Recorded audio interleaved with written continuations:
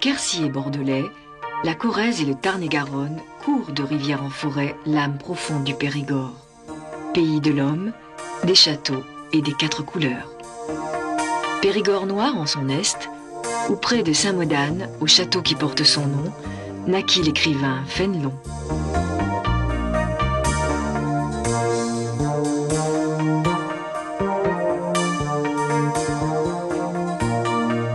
Sur la route qui mène plus loin au château de Vérignac, la luminosité des campagnes et des ciels dit combien ce Périgord-là ne porte de noir que le nom.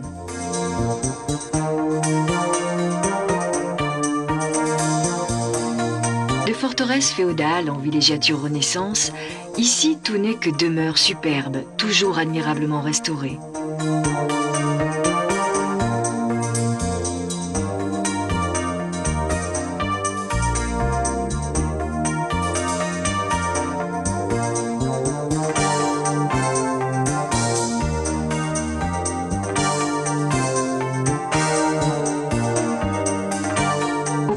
Calcaire, la Dordogne a creusé la vallée magnifique.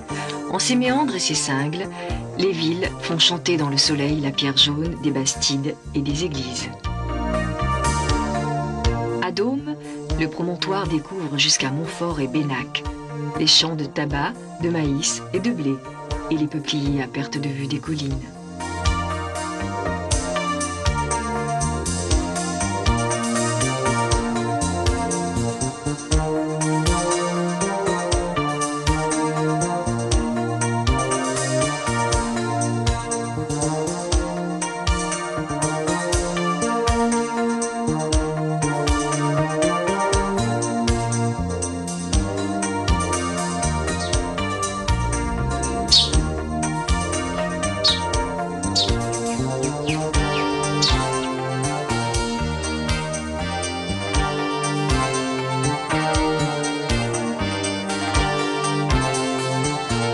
La guerre de 100 ans et celle de religion, les habitants de la ville vinrent trouver refuge dans les galeries des grottes, qui abritèrent avant eux rhinocéros et bisons.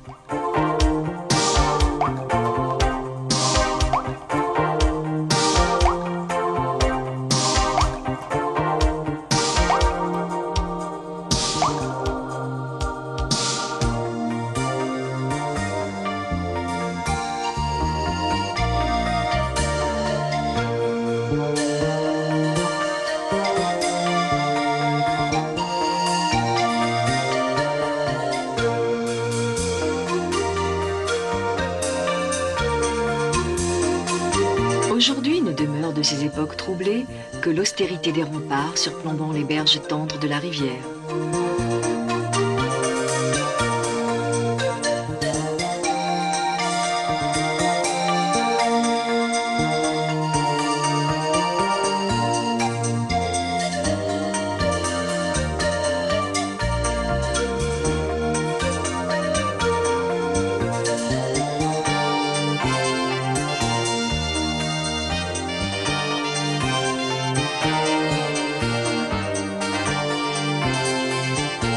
Parmi les chênes verts de la Grande Falaise, les tours du château de Malartry jouxtent les toitures de tuiles et de lauze du village de la Roque-Gajac.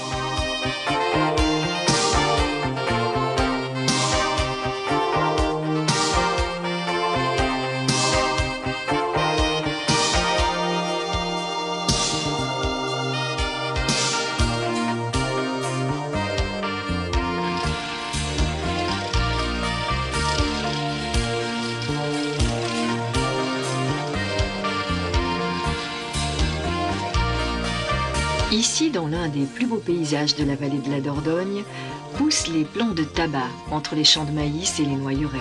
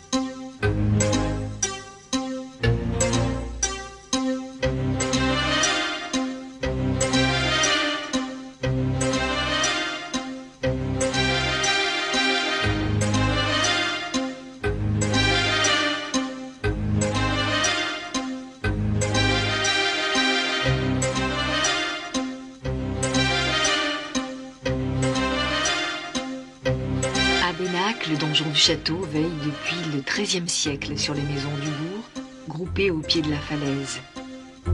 Bien que place forte redoutable, Bennac subit néanmoins les ravages des guerres du Moyen-Âge et Richard Cœur de Lion imposa à ses valeureux défenseurs une cuisante défaite.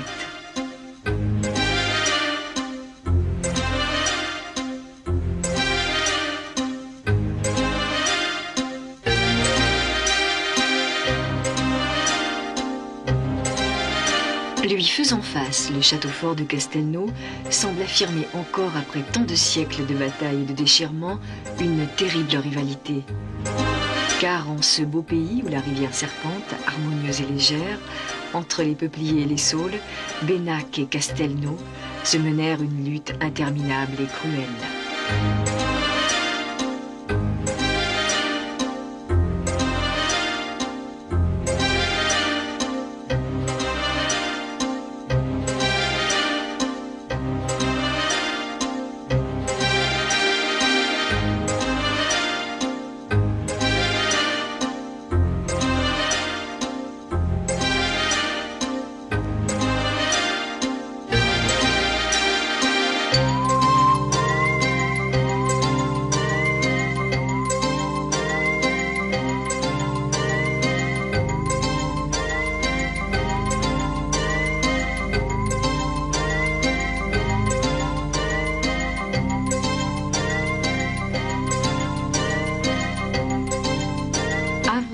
Entre les deux forteresses ennemies, les Milandes, où Joséphine Baker recueillit de nombreux enfants avec une générosité peu commune dont chacun au pays se souvient avec émotion.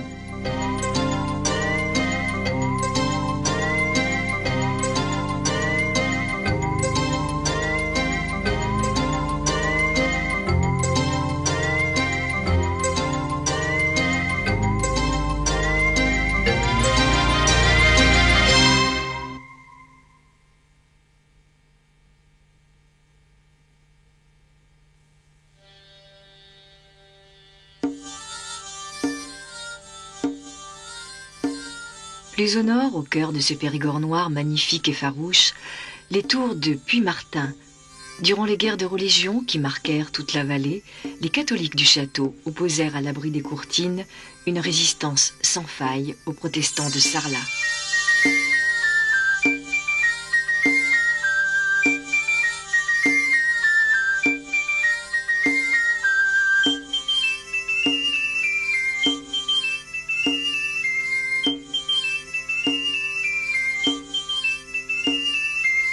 Érigé au XVIIe siècle sur les ruines d'une ancienne forteresse incendiée par le Grand Condé, le manoir d'Érignac ouvre ses intérieurs sur de splendides jardins XVIIIe, parmi les plus remarquables de France. Surplombant l'un des cingles les plus réputés de Dordogne, le château de Montfort, dont l'emplacement exceptionnel fut source de luttes incessantes.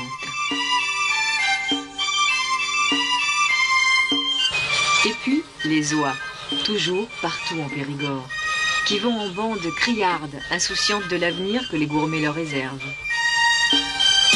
En Égypte, les fresques du tombeau de la princesse Hathet témoignent des origines fort anciennes du bruyant palmipède, familier à l'homme bien avant le coq, et dont on pense que les Assyriens eux-mêmes savaient déjà élever et gaver. Mais c'est le Romain Apicius qui eut l'idée d'engraisser l'oie avec des fibres fraîches, obtenant de cet excès de nutrition un foie délicieux, gardant du fruit la saveur et le nom. Il faudra cependant attendre le XVIIIe siècle pour savourer le foie gras en pâté. On en doit l'invention au cuisinier du maréchal de Contade, dont elle fit la richesse. Frais ou transformé, le foie gras exige la plus grande attention, depuis le gavage de l'oie qui dure environ 3 semaines, à son extraction de celle-ci. Sa préparation connaît depuis des siècles dans les maisons du Périgord les mêmes gestes délicats et sûrs, comme ici aux établissements Rougier en la ville de Sarlat.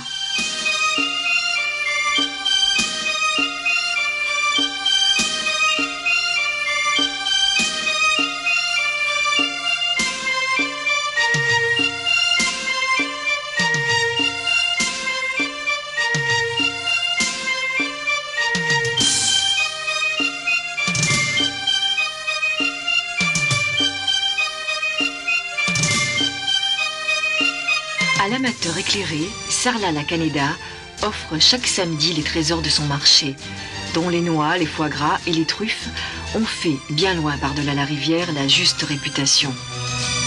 C'est parmi les dédales de ces ruelles moyenâgeuses, où les maisons de pierre de taille abritent de splendides cours intérieures, que vécut Étienne de la Boétie, grand humaniste, grand écrivain, grand ami de Michel de Montaigne, qui témoignera de sa plume passionnée qu'en ce pays de l'homme, l'homme a de tout temps préféré aux artifices trompeurs les valeurs essentielles et profondes.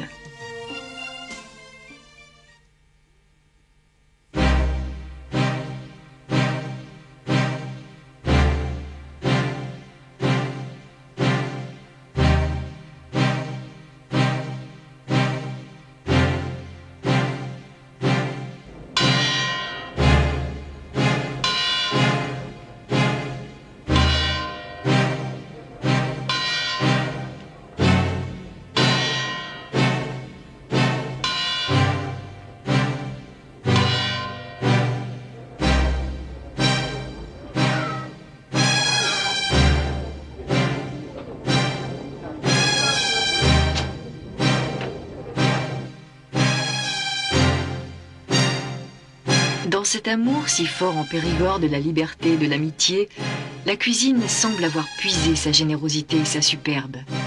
Dans l'éclatance, toujours des foie gras, des confits et des truffes.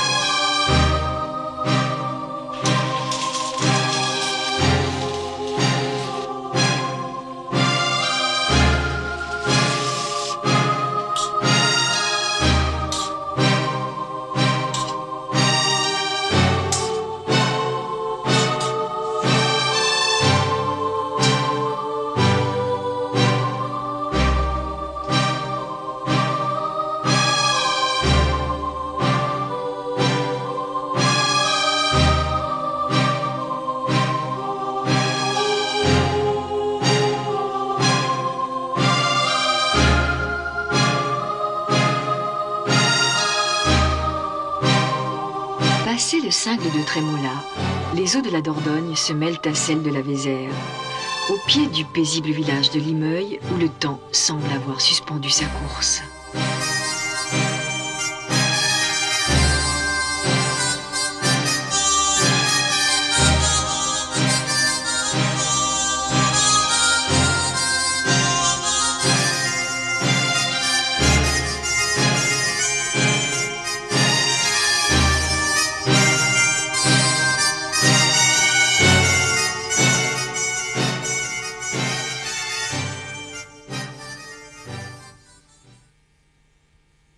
Au Bug, de gigantesques bacs construits à ciel ouvert dans la Vézère découvrent le ballet grandiose des poissons et des plantes de la rivière.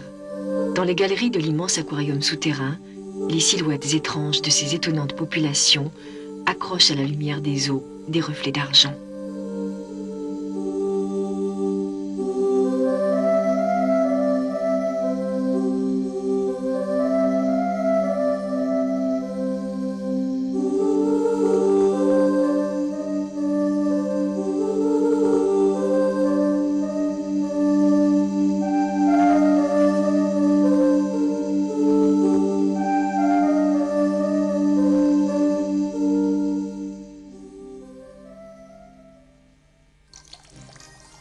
Mais c'est un autre monde du silence qui, en Périgord noir, abrite plus largement les profondeurs de la terre. Au fond du gouffre de Coumessac, le ruissellement continu des eaux a sculpté les plus excentriques figures, patiemment, sur plusieurs millions d'années. jusqu'à faire de cet univers une extravagante cathédrale de cristal.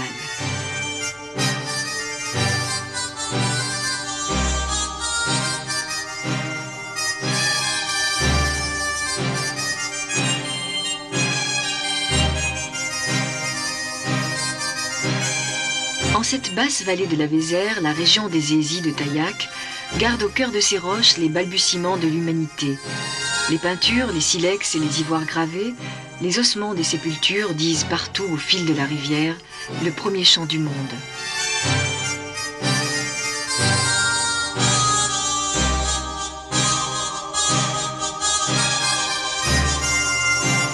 Au sortir du village des Hésies, l'abri Pateau livre la richesse de ses fouilles entre celui de Cro-Magnon et le rocher de la Penne.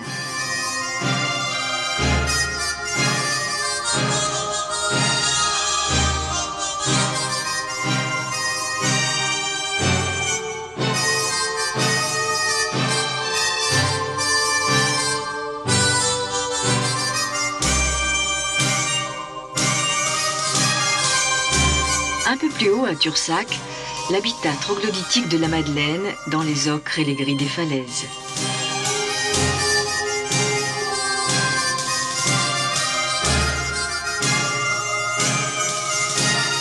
À ses pieds, l'important gisement préhistorique qui devait donner son nom à l'âge magdalénien raconte comment les hommes et les femmes d'il y a 15 000 ans inventèrent ici les premiers gestes de la vie.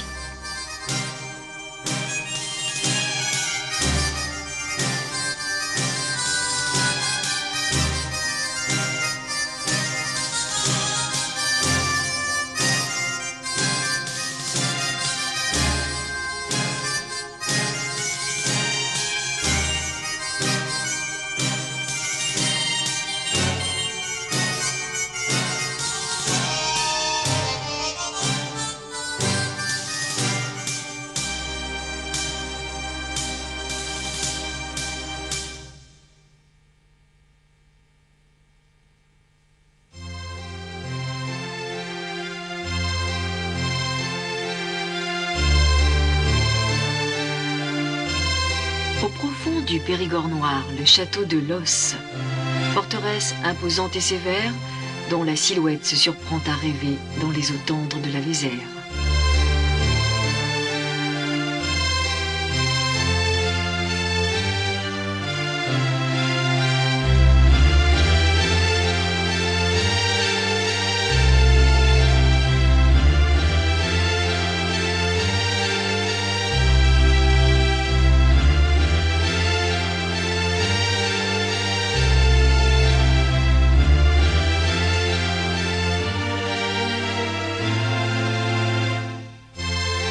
Derrière la courtine qui file entre les 4 tours, la cour intérieure découvre l'architecture Renaissance du grand logis du XVIe siècle.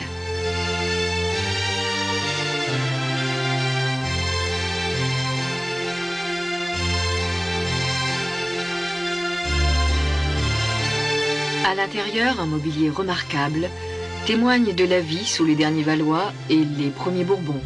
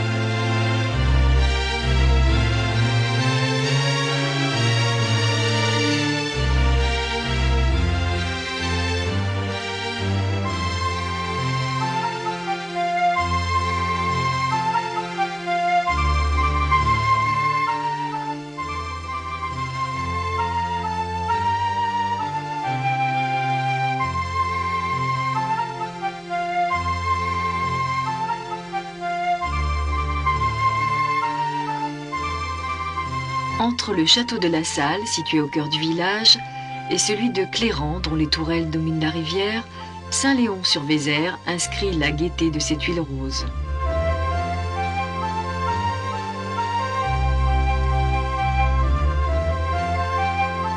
Plus loin, en retrait des eaux, Saint-Amand de Coly, dont la puissance de l'église fait de celle-ci l'une des plus étonnantes du Périgord. Par-delà le gris bleu des lauses, la pierre jaune dresse au ciel les impressionnantes hauteurs.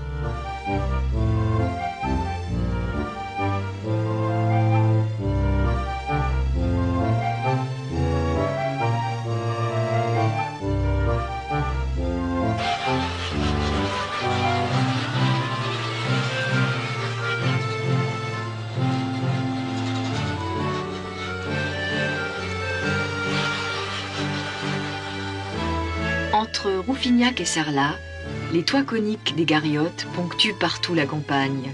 Rappelant les bories de Haute-Provence, ces petites cabanes de pierre sèche, appelées également caselles, servent encore aujourd'hui de remise et de grange.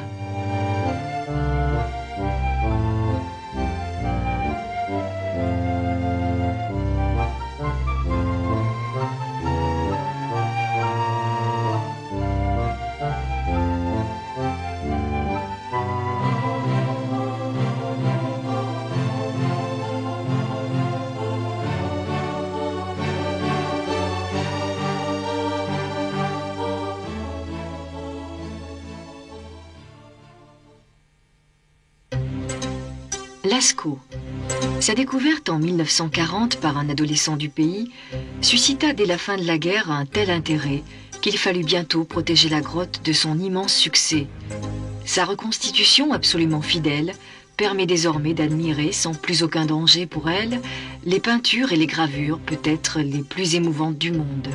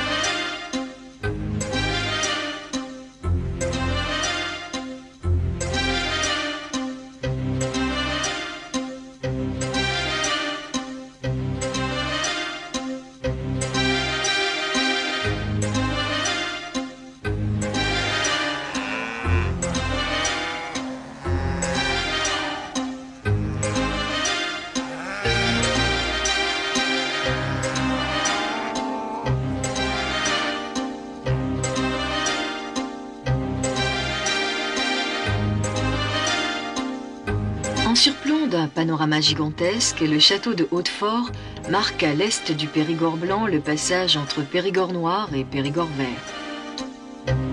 Dressée en ce point haut et fort qui lui valut son nom, l'ancienne forteresse féodale fut au XIIe siècle, en ces époques troublées où les luttes fratricides déchiraient l'Aquitaine, enjeu d'une rivalité farouche entre Constantin et son frère Bertrand le Troubadour, chantre célèbre des plaisirs belliqueux. Après les guerres de religion, durant lesquelles les défenses du château furent encore renforcées, un remaniement complet des lieux fut opéré au XVIIe siècle, auquel Hautefort doit son raffinement et son luxe d'aujourd'hui.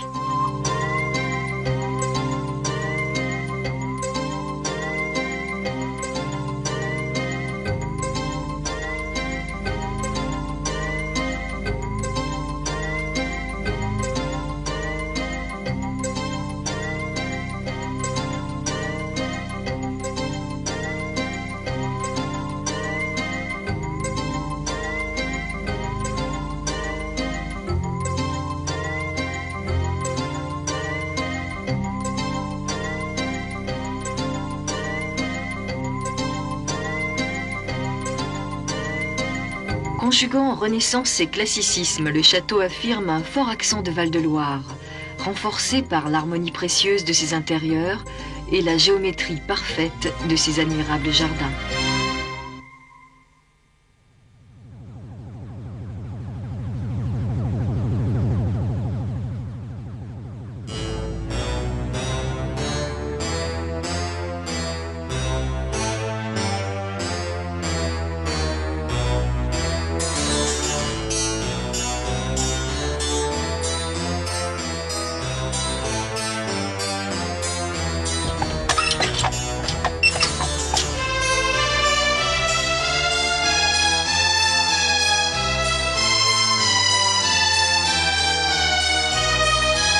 cœur du Périgord vert, les tours de Puy-Guyem accrochent au ciel la même élégance Renaissance. Et l'homogénéité absolue de la construction vient souligner encore l'indéniable similitude entre ce château périgourdin du XVIe et ce tant aimé en Loire de François Ier.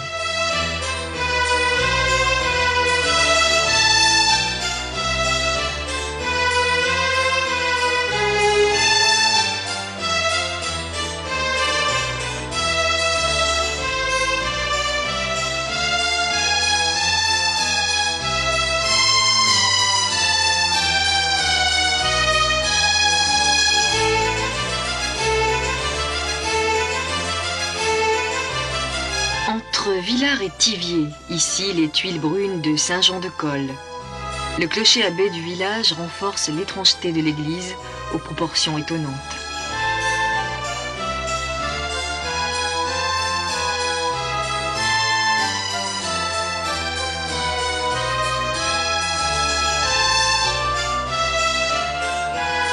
Et la tour moyenâgeuse du château de Martony, édifiée au XIIe siècle, puis reconstruit 300 ans plus tard, rappelle avec les fenêtres à meneaux et les arcades de la galerie les splendeurs d'antan.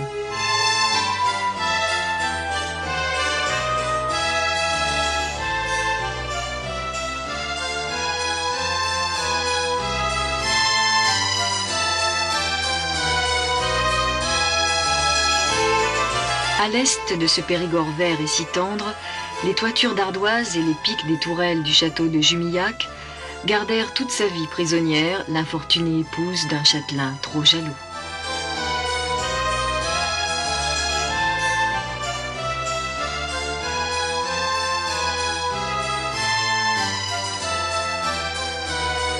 La légende ne dit pas si la beauté de la nature environnante parvint à adoucir quelque peu la triste captivité.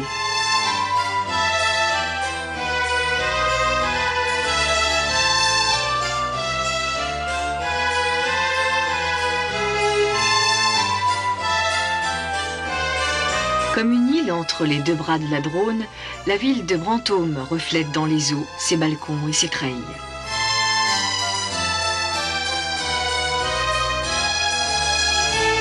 Ici, Pierre de Bourdeille laissa courir sa plume, quand après avoir arpenté le monde, il se retira dans l'ancienne abbaye.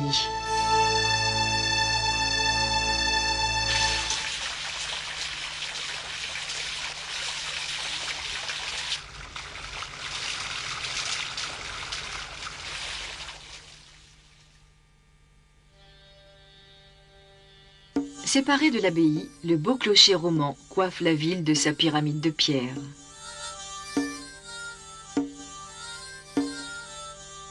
Et face au vieux pont, l'église et son cloître du XVe siècle.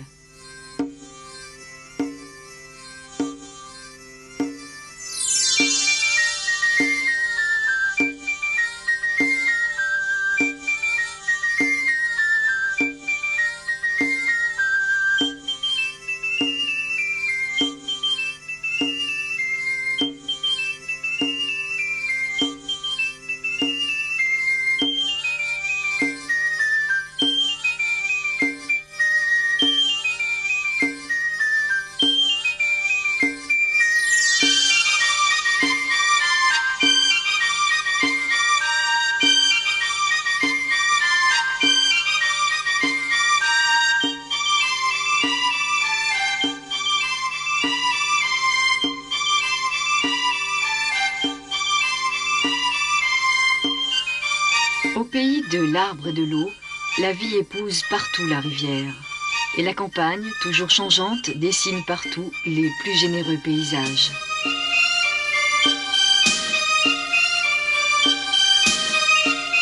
Laissant au nord Brantôme, les eaux de la Dronne s'en vont serpenter au pied du château de Bourdeille. À l'intérieur de l'enceinte, deux édifices témoignent des deux grandes époques de son histoire.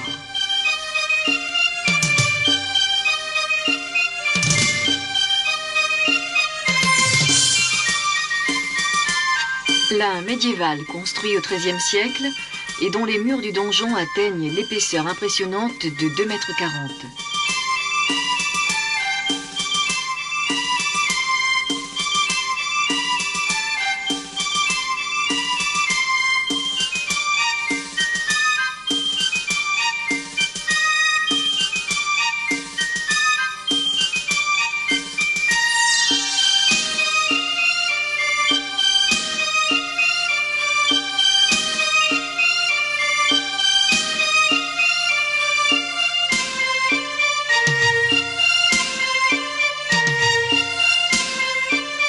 Notre château Renaissance, toute élégance et sobriété, abrite en ses intérieurs de splendides décorations et un mobilier luxueux.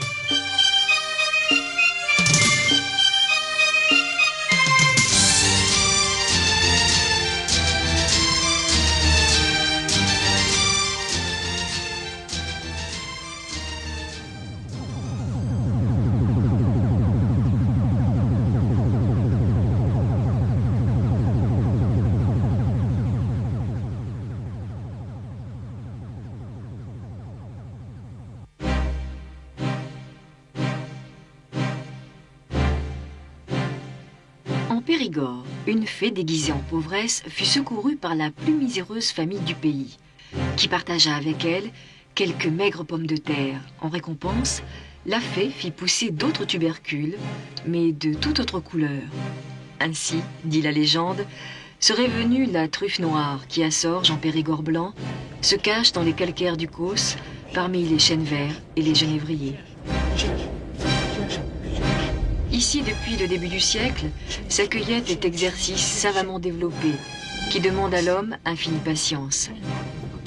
Assis, assis-toi, assis, j'ai dit assis.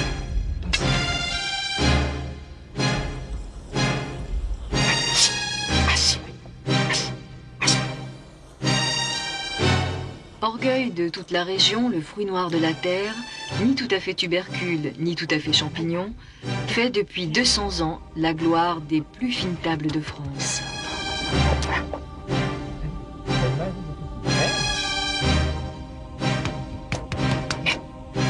Viens, va chercher.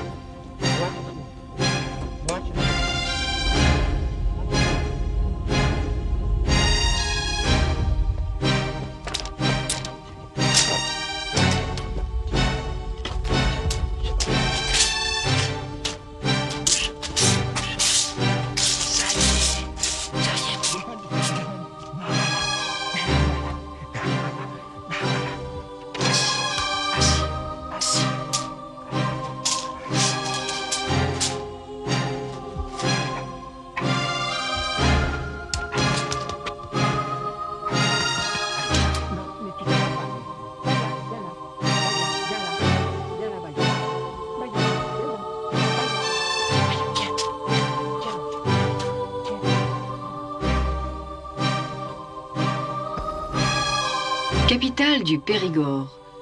Périgueux s'est depuis la nuit des temps installé en plein cœur du Périgord blanc, en la riche vallée de l'Isle.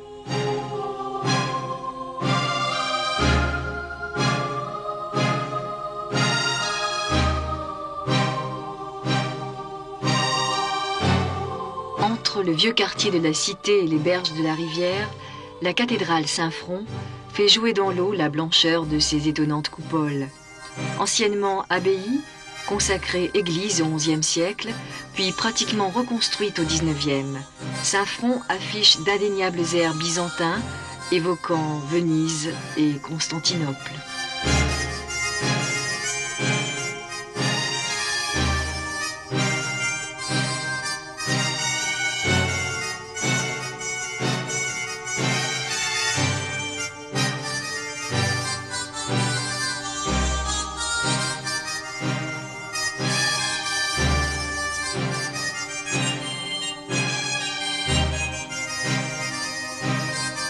À ses pieds, les façades Renaissance de cet ancien quartier d'artisans.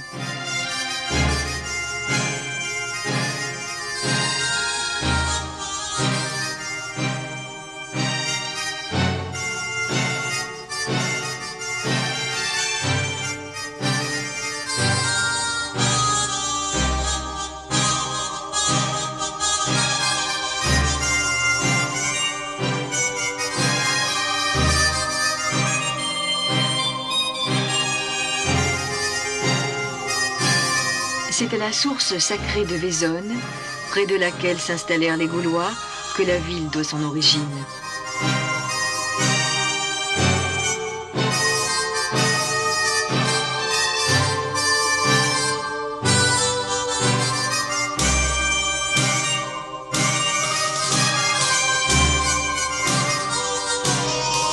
À l'ouest du Périgord blanc, les églises romanes du Ribéracois parsèment en tout point la campagne.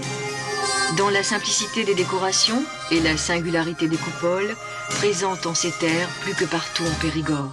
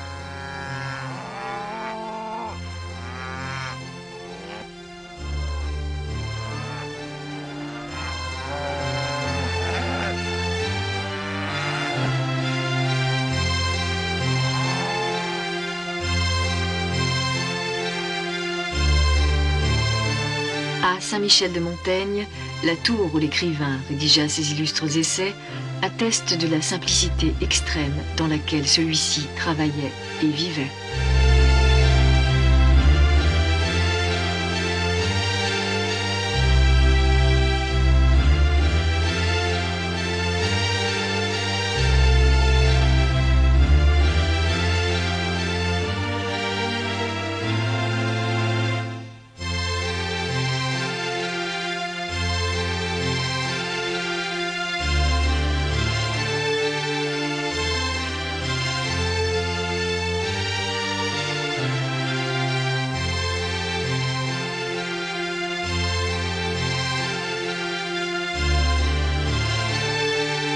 Au sud du Périgord blanc, la terre du pays de Verre, exceptionnellement riche, donne des fraises attendues aux quatre coins de France, abondantes et pulpeuses, gorgées de sucre et de soleil.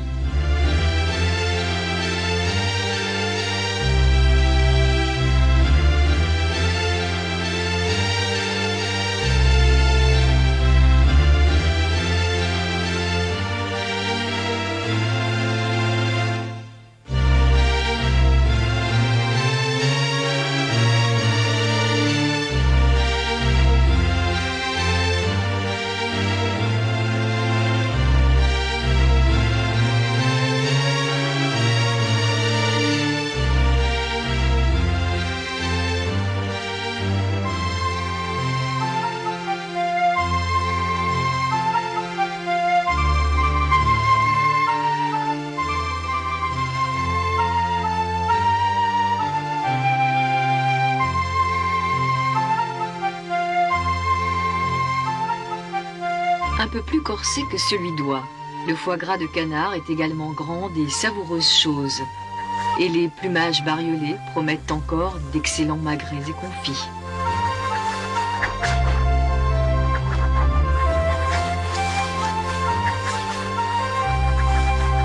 Allez, allez!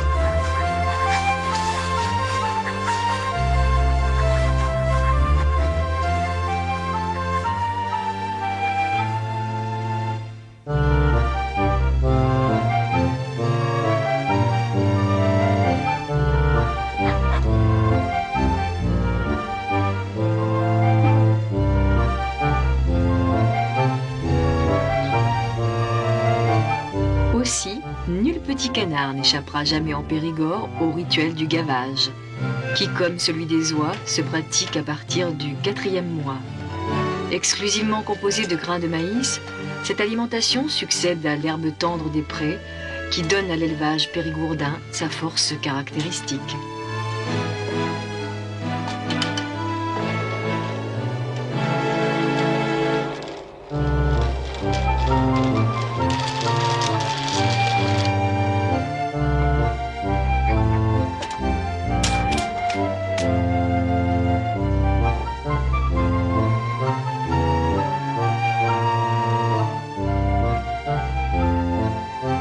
Enjambant la Dordogne, Bergerac exhale au centre du Périgord pourpre des parfums de Midi et de Bordelais.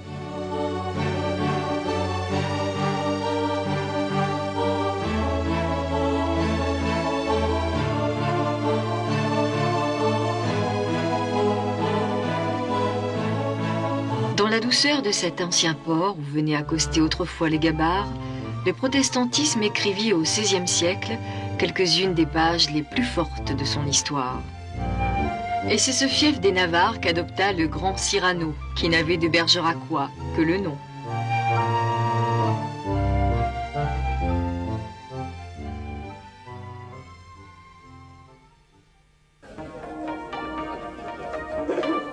À l'image du héros de Rostand, la cuisine est ici généreuse, haute en couleurs, et gaillarde tout autant.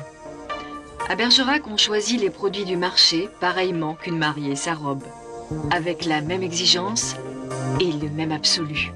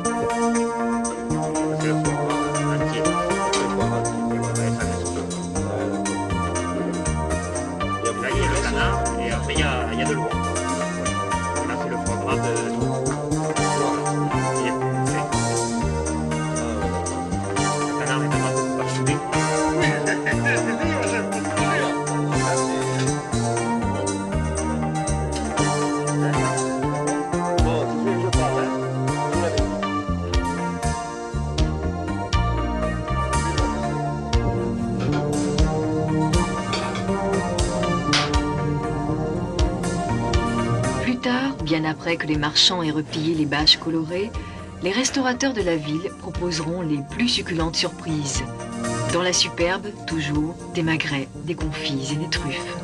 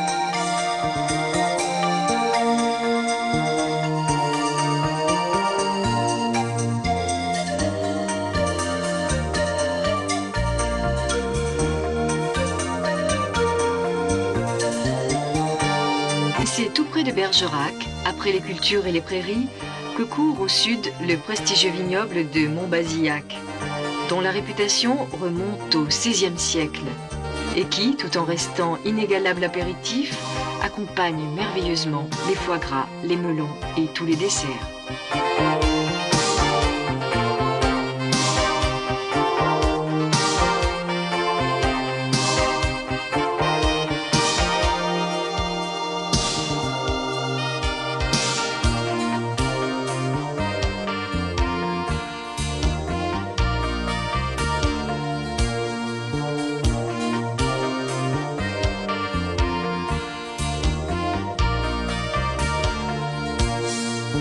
Après leur intronisation, les nouveaux élus du consulat de la Vinée deviendront les ambassadeurs privilégiés des vins de Bergerac, qu'ils ont pour mission de représenter hautement en France et de par le monde.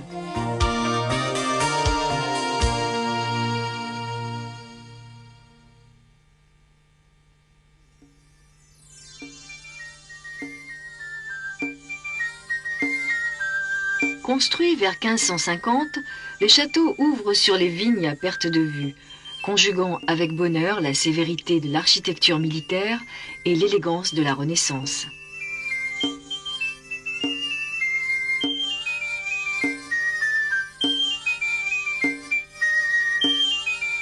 Né des cépages sémillon, muscadelle et sauvignon, le Montbazillac demeure le plus fameux vignoble du Bergeracois, quoique le plus jeune.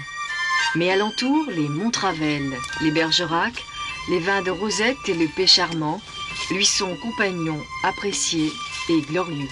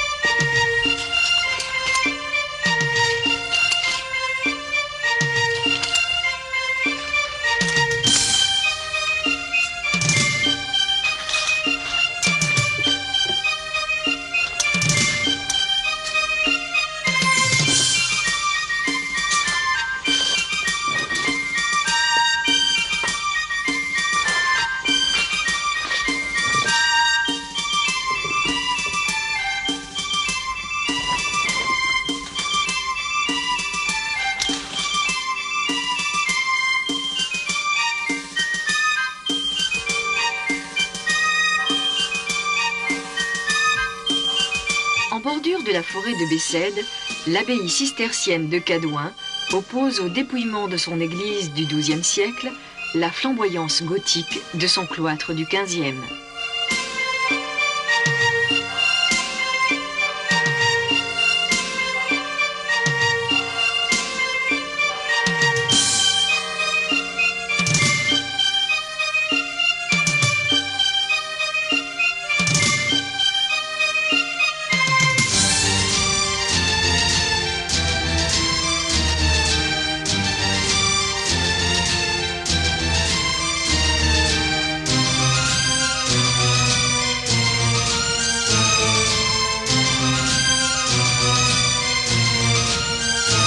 À Montpazier, la bastide anglaise, fondée par le roi d'Angleterre Édouard Ier, magnifique demeure des XIIIe et XIVe siècles, commandait les routes conduisant d'Agen jusqu'en Périgord.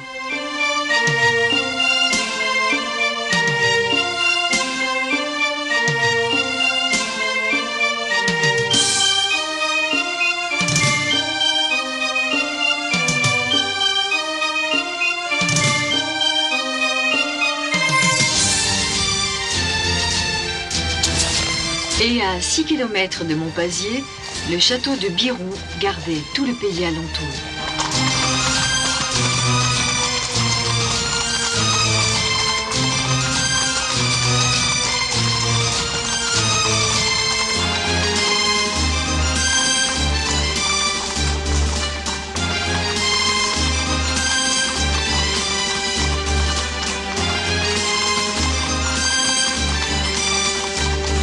Là, aux confins du Quercy et de l'Agenais, la silhouette imposante du château du XIe siècle marque toujours au sud l'arrivée en Périgord.